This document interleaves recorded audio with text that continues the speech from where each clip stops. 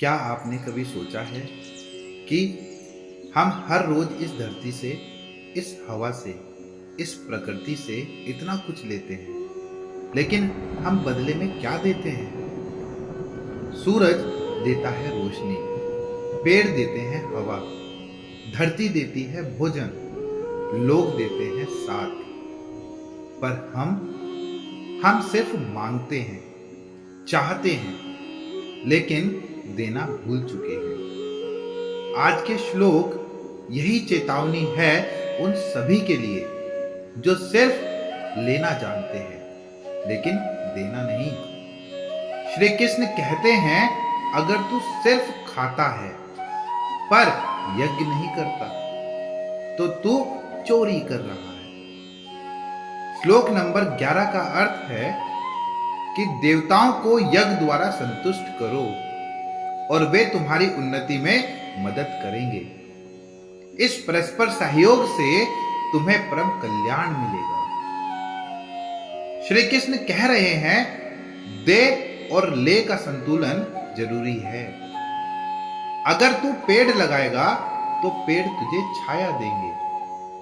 अगर तू जमीन सींचेगा तो वो तुझे फल देगी, फसल देगी। और अगर तू इस समाज की सेवा करेगा तो समाज तुझे इज्जत देगा। इस संसार में कोई भी अकेला नहीं पलता। परस्पर भावना ही असली धर्म है। श्लोक नंबर 12 का अर्थ है कि देवता यज्ञ से प्रसन्न होकर तुम्हें इच्छित भोग देंगे, पर जो उन्हें लौटाता नहीं, सिर्फ भोगता है, वह चोर है। यह श्लोक झकझोरने वाला है। तू हवा लेता है पर पेड़ नहीं लगाता। तू धरती से अनाज लेता है पर उसे संभालता नहीं। तू रिश्तों से प्यार चाहता है पर समय नहीं देता। श्री कृष्ण कहते हैं, अगर तू सिर्फ लेता है और लौटाता नहीं तो तू भक्त नहीं, चोर है।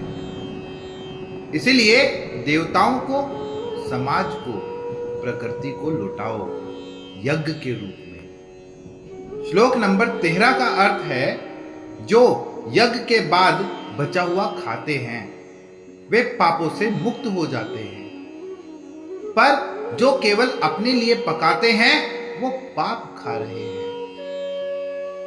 श्री कृष्ण यहां भोजन से शुरू करके गहरी बात कह रहे हैं कि अगर तू सिर्फ खा रहा है बिना किसी और का ध्यान रखे तो तू आत्म केंद्रित है, और अगर तू दूसरों को भी खिलाकर खाता है, सेवा के भाव से कर्म करता है, तो वही यज्ञ शेष भोजन है, यानी पवित्र।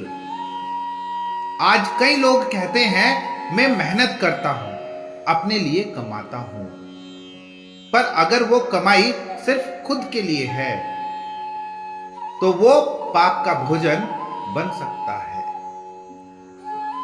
श्लोक नंबर 14 का अर्थ है कि भोजन से प्राणी उत्पन्न होते हैं। भोजन वर्षा से होता है, वर्षा यज्ञ से होती है, और यज्ञ कर्म से उत्पन्न होता है। यह एक साइकिल है, एक डिवाइन इकोसिस्टम, जहां कर्म के बाद यज्ञ होता है, यज्ञ के बाद वर्षा होती है, और वर्षा के बाद अन्न उत्पन्न होता है, और अन्न से जीवन चलता है। अगर तू कर्म बंद करेगा तो यज्ञ बंद हो जाएगा, तो वर्षा नहीं होगी, तो भोजन नहीं बनेगा, तो जीवन नहीं बचेगा। श्री कृष्ण बता रहे हैं, तेरा कर्म सिर्फ तुझ तक सीमित नहीं है, वो पूरी सृष्टि को प्रभावित करता है। श्लोक नंबर 15 का अर्थ है कि कर्म ब्रह्मा से उत्पन्न होता है, और ब्रह्मा परम अक्षर से उत्पन्न हुआ है। इसीलिए ब्रह्मा सर्वव्याप्त होकर यज्ञ में ही स्थित हैं। कर्म कोई इंसानी बनावट नहीं, वो स्वयं ब्रह्मा से आया है। मतलब ईश्वर की सृष्टि रचना शक्ति से आया है। इसलिए जब तू यज्ञ भावना से कर्म करता है तो तू खुद ब्रह्मा से जुड़ जाता है। काम को पूजा समझ, कर्म को यज्ञ समझ, हर काम में प्रभु की उपस्थिति देख। तब तू एक साधारण इंसान नहीं रहेगा, तू ब्रह्मा के साथ कर्म करता हुआ योगी बन जाएगा। तो यह जीवन एक लेन देन है,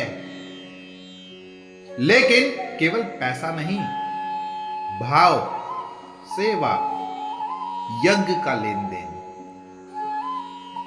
श्री कृष्ण कहते हैं, अगर तू सिर्फ ले रहा है तो तू इस सृष्टि का संतुलन बिगाड़ रहा है, पर अगर तू यज्ञ की भावना से कर्म कर रहा है, मतलब तेरा हर काम सेवा है, तो तू इस सृष्टि को जीवित रख रहा है। इसलिए घर में सेवा, समाज में सहयोग और प्रकृति के प्रति कृतज्ञता, यही है यज्ञ और यही है कर्म योग की आत्मा।